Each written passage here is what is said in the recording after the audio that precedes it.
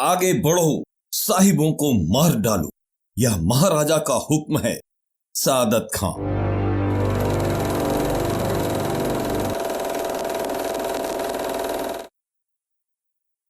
इंदौर में क्रांति 1 जुलाई 1857 को शुरू हो चुकी थी। दिल्ली और उत्तर प्रदेश में स्वतंत्र वीरों को मिल रही प्रारंभिक सफलताओं से इंदौर तथा महू का वातावरण भी गर्मा रहा था। मई में इंदौर में खुला विद्रोह होने की अफवाहें यदाकदा फैलती रहीं। इस संबंध में कुछ पुख्ता इंतजाम भी किए गए। यद्यपि मालवा में स्वतंत्रता संघर्ष की शुरुआत हुई नीमच छावनी से, परंतु मालवा में 1857 की क्रांति का सबसे बड़ा धमाका 1 जुलाई 1857 को होलकर राज्य की राजधानी इंदौर में हुआ। रेसिडेंसी भवन इस बगावत का मुख्य केंद्र था और स्वतंत्र वीरों की अगुवाई कर रहे थे इंदौर के ही 2 महान योद्धा सादत खां और भागीरथ सिलावट। मालवा में 1857 के स्वातंत्र समर के केंद्र बिंदु इंदौर में हुए उत्कर्ष की कहानी के पहले उचित होगा मालवा तथा इंदौर में ब्रिटिश सत्ता की मजबूत स्थिति के बारे में संक्षेप में जाना जाए। महिदपुर युद्ध के पश्चात 1818 में मंदसौर की संधि के फलस्वरूप इंदौर में रेसिडेंसी की स्थापना तथा राजनीतिक गतिविधियों को नियंत्रित रखने के लिए ब्रिटिश रेसिडेंसी की नियुक्ति की गई। 1818 में राजधानी भी महेश्वर से इंदौर आ गई। 1820 से 1827 के बीच इंदौर रेसिडेंसी का भव्य भवन बनकर तैयार हुआ। 1844 से 1860 तक रॉबर्ट हैमिल्टन इंदौर का चर्चित रेसिडेंट रहा। 1854 से गवर्नर जनरल ने हैमिल्टन को सेंट्रल इंडिया के लिए अपना एजेंट भी नियुक्त किया। 1857 की क्रांति के समय हैमिल्टन 6 माह की छुट्टी पर इंग्लैंड गया हुआ था। कार्यवाहक agent to governor general AGG colonel Henry Marion Durand Indore residency में विराजमान था। इंदौर स्थित ब्रिटिश रेसिडेंट की रक्षा तथा ब्रिटिश सत्ता की रक्षा के लिए महू में सैनिक छावनी की स्थापना भी की गई थी। मेरठ, दिल्ली, कानपुर और नीमच आदि में स्वतंत्र समर प्रारंभ होने की खबरों से इंदौर में क्रांति की संभावनाएं लगातार बढ़ रही थी। ड्यूरेंट को अंग्रेजों की जान तथा खजाने की सुरक्षा की चिंता सताने लगी। महू की 23वीं बंगाल देशी पलटन तथा रेसिडेंट के अनुरोध पर महाराजा द्वारा भेजे गए होलकर सैनिकों पर अंग्रेज अधिकारियों को विश्वास नहीं था। ड्यूरेंट ने भोपाल के सैनिक मुख्यालय सीहोर से 2 घुड़सवार दस्ते, 270 पैदल सैनिक तथा 2 तोपें मंगवाकर 20 मई को इन्हें इंदौर रेसिडेंसी की रक्षा हेतु तैनात कर दिया। उसी दिन सरदारपुर से मालवा भील पलटन के 270 सैनिक भी आए और रेसिडेंसी की सुरक्षा व्यवस्था में लगा दिए गए। 13 जून 1857 को नीमच में विद्रोह हो गया। 6 जून को महिदपुर रिसाले के सिपाहियों ने नीमच आते समय मल्हारगढ़ में विद्रोह करके 2 अंग्रेज अधिकारियों का कत्ल कर दिया था। 9 जून को महिदपुर की क्रांति ने भी इंदौर में क्रांति की संभावना को सुदृढ़ किया। ड्यूरेंट के बुलावे पर इंदौर आए महिदपुर के सिपाहियों ने होलकर सैनिकों से मेलजोल बढ़ाकर उनमें क्रांति की भावनाएं भड़का दी। 11 जून 1857 को कर्नल ट्रेवर्स इंदौर रेसिडेंसी में आ गया। इस समय वह रेसिडेंसी का सबसे वरिष्ठ सैनिक अधिकारी था, इसलिए ड्यूरेंट ने सारी सुरक्षा व्यवस्था उसी के नेतृत्व में करने के निर्देश दिए। 8 जून 1857 को रेसिडेंसी कोठी के नजदीक अफीम गोदाम के पास रखी 3 तोपें होलकर सैनिकों ने हटाकर छावनी चौराहे पर लगा दी, जो उनके हितों के अधिक अनुकूल थीं। इस तथ्य पर विश्वास करने का पर्याप्त कारण है कि इंदौर और महू में क्रांति की एक सुनियोजित योजना सादत खां के नेतृत्व में बनाई जा रही थी। क्रांति की इस योजना में सादत खां को सहयोग करने वालों में प्रमुख थे भोपाल से आए नवाब वारिस मोहम्मद, जो इंदौर के रेसिडेंसी बाजार में ही रहते थे, अब्दुल समद, जो कि रेसिडेंसी स्कूल में फारसी के शिक्षक थे, रेसिडेंसी स्थित होलकर सेना के बंस गोपाल, उनके जमादार शेर खां तथा तोपजी महमूद खां, महिदपुर टुकड़ी के रहमतुल्लाह, एक सैनिक अधिकारी दुर्गा प्रसाद तथा पैदल सेना का एक अधिकारी भागीरथ सिलावट। समकालीन स्रोतों तथा कुछ अन्य घटनाओं के बारीक विश्लेषण से इंदौर में विद्रोह के पूर्व नियोजन की न केवल पुष्टि होती है बल्कि यह आभास भी होता है कि महाराजा तुकोजीराव होलकर तथा उनके कुछ मंत्रियों का आशीर्वाद भी सादत खां को प्राप्त था। 30 जून 1857 को रेसिडेंसी के प्रमुख सुरक्षा अधिकारी कर्नल ट्रेवर्स को एक विश्वसनीय व्यक्ति ने यह खबर दी कि 1 जुलाई 1857 को इंदौर में विद्रोह की योजना है, परंतु ड्यूरेंट ने इस सूचना को गंभीरता से नहीं लिया और 1 जुलाई 1857 को सादत खां के नेतृत्व में इंदौर रेसिडेंसी परिसर में क्रांति की तोपें गड़गड़ा उठी।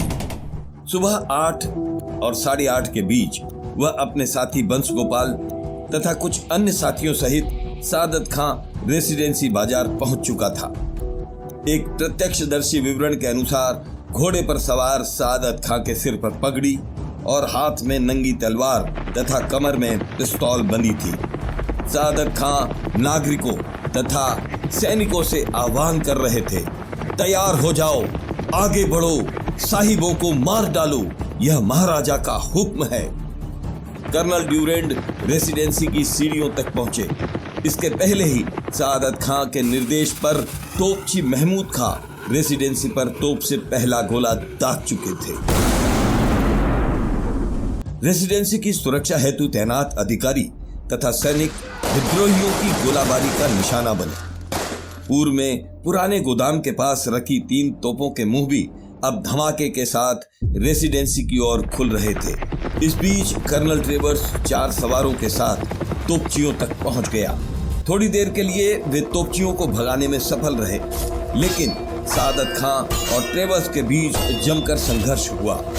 सादत खां के गाल पर ट्रेवर्स की तलवार से गहरा घाव लगा। इतने में भागीरथ सिलावट होलकरों का ध्वज लिए युद्ध का बाजा बजाते हुए रेसिडेंसी पहुंच गए।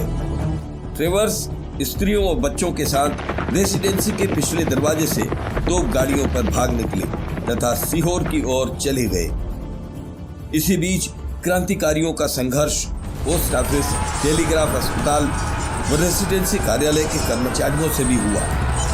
इस संघर्ष में 39 गोरे मारे गए। रेसिडेंसी पर क्रांतिकारियों का कब्जा हो गया। आसपास के बंगलों पर आग लगा दी गई। रेसिडेंसी जेल से 300 कैदियों को आजाद करा लिया गया। उधर महू में भी इंदौर की क्रांति की खबर पहुंचते ही रात को 23वीं नेटिव इन्फेंट्री ने विद्रोह कर दिया। कर्नल प्लाट, मेजर हैरिस तथा कैप्टन फेगन गोली से उड़ा दिए गए। 2 जुलाई की सुबह महू के क्रांतिकारी सैनिक भी इंदौर पहुंच गए और रेसिडेंसी में उन्होंने डेरा डाल दिया। खाने और खर्च करने की समस्या को हल करने के लिए सादत खां के नेतृत्व में रेसिडेंसी खजाने की तिजोरियों को तोड़कर करीब 9 लाख रुपए के सिक्के तथा सोना आदि लूट लिया गया। 3 जुलाई को होलकर सेना की महाराज और बजरंग पलटन ठिकाना छोड़कर रेसिडेंसी आ गई। कर्नल फेनविक पर विश्वास किया जाए तो 1 जुलाई व 3 जुलाई को सादत खां राजमहल भी गया था। महाराजा तुकोजीराव होलकर ने क्रांतिकारियों का नेतृत्व करने का आग्रह तो स्वीकार नहीं किया, लेकिन सादत खां को खिल्लत प्रदान कर क्रांतिकारी सेना का सेनापति होना स्वीकार किया। 4 जुलाई 1857 को 6 तोपों के साथ सादत खां के नेतृत्व में इंदौर तथा महू के करीब 3000 क्रांति सैनिक दिल्ली जाने के लिए ग्वालियर और आगरा की ओर रवाना हो गए। देवास, मक्सी, शाजापुर, राजगढ़, बदरवास, कोलारस तथा शिवपुरी में भी क्रांति का बिगुल बजाते हुए इंदौर की क्रांति सेना ग्वालियर जा पहुंची। ग्वालियर के भी कुछ सैनिक सादत खां के क्रांति समूह में शामिल हो गए। ग्वालियर से धौलपुर तक शाहजादा फिरोज भी क्रांतिकारियों के साथ आ गया था। चंबल पार कर धौलपुर होते हुए क्रांति सेना आगरा पहुंची। आगरा के पास मानोवट में एक संघर्ष में सादत खां को पराजित हो पलायन करना पड़ा। एक अन्य क्रांतिकारी सैनिक भागीरथ सिलावट इंदौर से ग्वालियर होता हुआ बहादुर शाह जफर के दरबार में दिल्ली पहुंचा। उसने बहादुर शाह और शहजादे से महाराजा होलकर के नाम 2 परवाने प्राप्त किए। इंदौर लौटते हुए वह हातोद के समीप जंगलों में पकड़ लिया गया। मुकदमे के बाद भागीरथ सिलावट को नवंबर 1857 में देपालपुर में फांसी दी गई। सितंबर मध्य तक दिल्ली पर अंग्रेजों का पुनः अधिकार हो चुका था। सम्राट बहादुर शाह जफर कैद कर लिए गए और शहजादों के सिर काट दिए गए। इसका प्रभाव अन्य स्थानों पर भी हुआ। अगस्त के प्रारंभ में कर्नल ड्यूरेंट वापस महू आ गया। काफी तैयारी के बाद 20 अक्टूबर 1857 को महू से रवाना होकर धार, अमझेरा, मंदसौर आदि स्थानों पर क्रांति सैनिकों का दमन करते हुए ड्यूरेंट 15 दिसंबर को इंदौर पहुंचा। 16 दिसंबर को स्थायी एजीजी रॉबर्ट हैमिल्टन ने अपना कार्यभार संभाला। फिर क्रांतिकारियों के विरुद्ध प्रतिशोध की कार्रवाई शुरू हुई। सैकड़ों क्रांतिवीरों को मौत की या लंबी कैद की सजा दी गई। 20 दिसंबर 1857 को जिंसी पलटन के अडारू सिंह को किले के पास पीलिया खाल के नाले के किनारे तोप से बांधकर उड़ा दिया गया। 28 दिसंबर को रेसिडेंसी के समीप छावनी अस्पताल के पीछे 6 क्रांतिवीरों को तोप के मुंह पर बांधकर उड़ाया गया। उसी दिन 11 क्रांतिकारियों को गोलियों से मार दिया गया। इंदौर में दमन और आतंक का माहौल कई दिनों तक जारी रहा। सादत खां को ढूंढने के लिए 5000 रुपए के पुरस्कार की घोषणा हुई। अधिकृत जानकारी के अनुसार इंदौर में 21 क्रांतिकारी तोप से उड़ाए गए। 11 व्यक्तियों को गोली मारी गई। 269 सैनिकों को उम्र कैद तथा सैकड़ों को बर्खास्त किया गया। वास्तविक संख्या इससे कहीं ज्यादा हो सकती है। आखिर 17 साल बाद सादत खां को बांसवाड़ा राजस्थान में गिरफ्तार करने में अंग्रेजी हुकूमत कामयाब हो गई।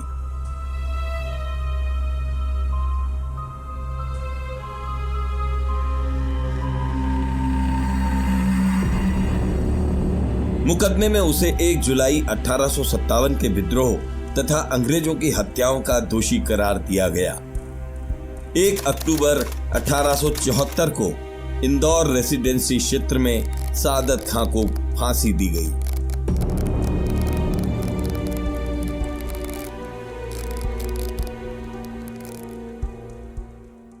बाद में होलकर दरबार का रवैया जो भी रहा हो, किंतु अनेक प्रमाणों से इतना अवश्य स्पष्ट होता है कि जुलाई 1857 के प्रथम सप्ताह में हुई इंदौर क्रांति को महाराजा तथा कुछ मंत्रियों की सहानुभूति प्राप्त थी।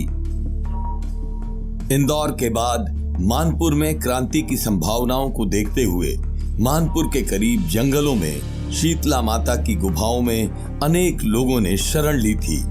टाटिया भील, रानी दुर्गावती, रानी कमलापति और तिलका माझी जैसे अन्य कई महान योद्धाओं की दास्तां अभी बाकी है। 57